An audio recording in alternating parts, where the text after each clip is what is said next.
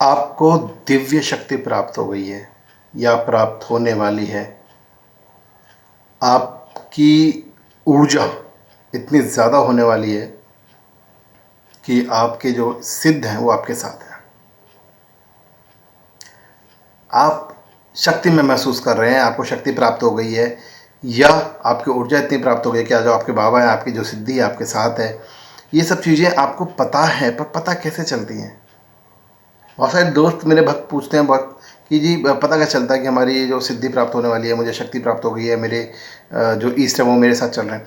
तो इस वीडियो में मैं आपको बताऊंगा कि आप ये जो संकेत हैं, जो संकेत मैं आपको बताने वाला हूँ, उन संकेतों से आपको पता चल जाएगा कि आपकी जो सिद्धि है वो सफल हो चुकी है, आपको दिव्य शक्ति प्राप्त हो चुकी है। और दिव्य शक्ति प्राप्त होने के कई तरीके होते हैं और कई कारणों से प्राप्त होती है, तो वो आज मैं बताने वाला हूँ इस वीडियो के अंदर। तो देखिए, एक एक चीज़ को ध्यान से सुनिएगा, समझिएगा, क्योंकि ये जो मैं बताने वाला हूँ ये कॉमन है, सभी के लिए है। अब इसमें से कौन सी चीज़ें आपके साथ जुड़ती हैं वो चीज़ आपको कोरिलेट करनी है अपने साथ में, कि अपने लिए, आपके लिए कौन सी चीज़ है। ठीक है, तो उसको आप अपने हिसाब से जोड़ लीजिएगा। तो चैनल को सब्सक्राइब ज़रूर कीजिए ताकि बाबा की संपूर्ण जानकारी आप तक पहुंच सके, और शेयर ज़रूर कीजिएगा सब्सक्राइब करने के बाद में, ताकि और भक्तों तक भी जानकारी पहुंच सके। ठीक है, तो चलिए बात करते हैं आज की इस वीडियो में कि दिव्य शक्ति कैसे प्राप्त होती है।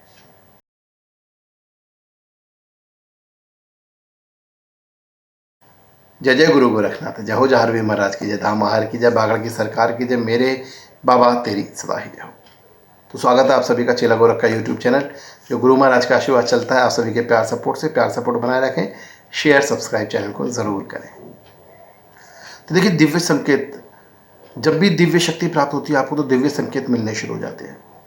दिव्य संकेत मिलने शुरू हो जाते हैं। देखिए कैसे होता है ये सब चीज़ें, बहुत ही आसान सा सवाल है और इसका बहुत ही आसान सा जवाब है कि जब आपकी भक्ति, आपकी पूजा, आपकी साधना, आपका जो एक लेवल है आपका भक्ति करने का, पूजा करने का या साधना करने का, जब वो लेवल तक पहुंच जाते हैं आप, तो आपको दिव्य शक्ति प्राप्त हो जाती है, आपको सिद्धि प्राप्त हो जाती है, आपको आपके जो ईष्ट हैं, आपके जो देवता हैं वो आपके साथ हो जाते हैं।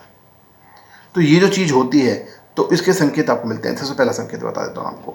देखिए, सबसे पहला संकेत और सबसे आसान संकेत है, ये अक्सर होता है, आपके साथ भी हुआ होगा, तो आप ध्यान रखिएगा इस चीज़ को। होता क्या है?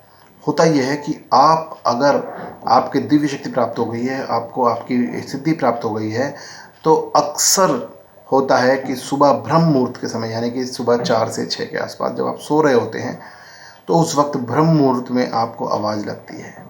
3 बजे, 4 बजे, 5 बजे आपको आवाज़ आती है, आवाज़ आपके नाम से पुकारा जाता है। आपको उछीटा होता है, एकदम सोते सोते किसी ने मुझे बुलाया है, किसी ने मुझे पुकारा, इस तरह से आपको उछीटा होता है। तो जब भी आपको उछीटा होता है कि आपको किसी ने बुलाया है, आपके नाम से आवाज़ लगी है ब्रह्म मुहूर्त में, तो आप समझ लीजिए आपको दिव्य शक्ति प्राप्त हो गई है, आपके ईष्ट आपको उठा रहे हैं। क्योंकि ब्रह्म मुहूर्त में शक्तियाँ उठ जाती हैं, ब्रह्म मुहूर्त में शक्तियाँ बहुत ज़्यादा एक्टिव रहती हैं, और जब वो एक्टिव रहती हैं, उड़ जाती हैं, तो वो आपको भी एक्टिव करती हैं।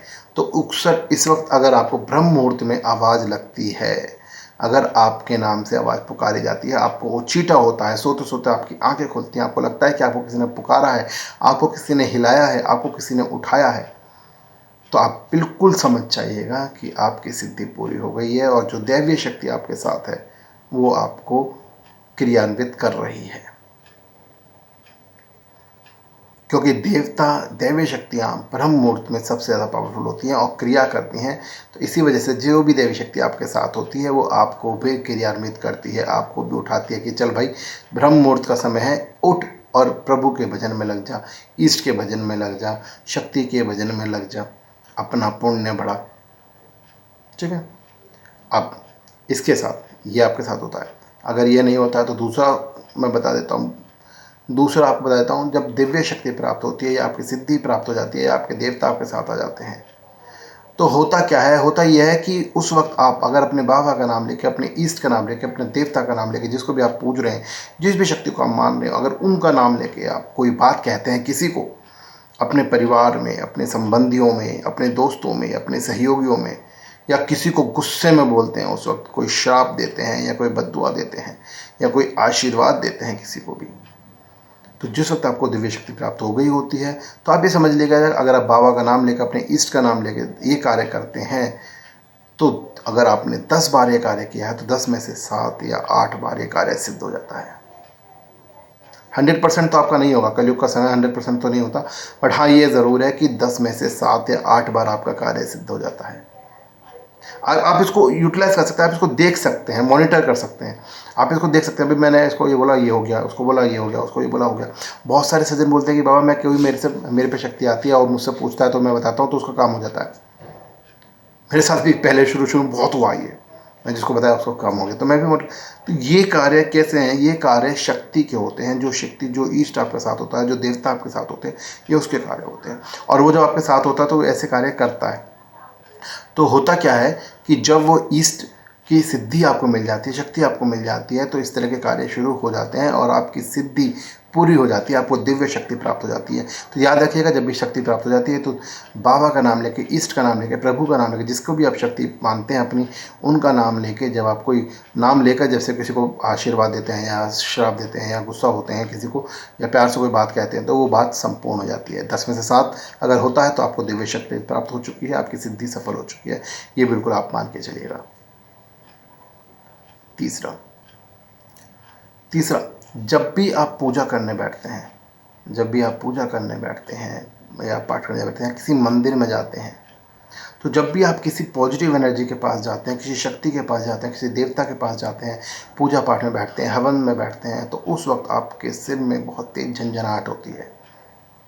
आपको हल्का सा सुरूर पैदा होने लगता है, चक्कर भी कई बार आ जाते हैं, कई बार कमर में, शरीर में अकड़न पैदा होने लगती है।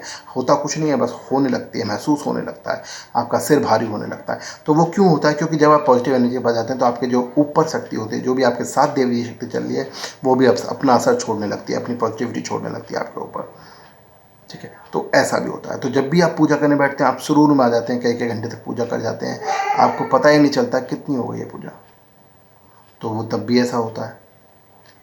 जब आप पूजा करने बैठते हैं या किसी हवन पूजा में गए हैं, जागरण में गए हैं, किसी मंदिर में गए हैं, तो वहाँ सुरूर आ जाता है आपको, आपके सिर पे जो है एक प्रेशर सा आ जाता है, आपके सिर पे तो ना थोड़ा भारीपन महसूस होता है, आपकी बॉडी पे भारीपन महसूस होता है।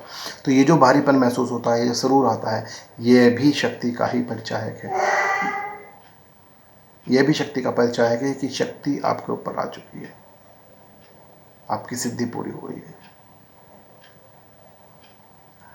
अब इसके बाद की बात करते हैं। एक और आपको वो बता देता हूँ संकेत, जिससे आपको समझ में आ जाएगा कि आपको दिव्य शक्ति प्राप्त हो चुकी है।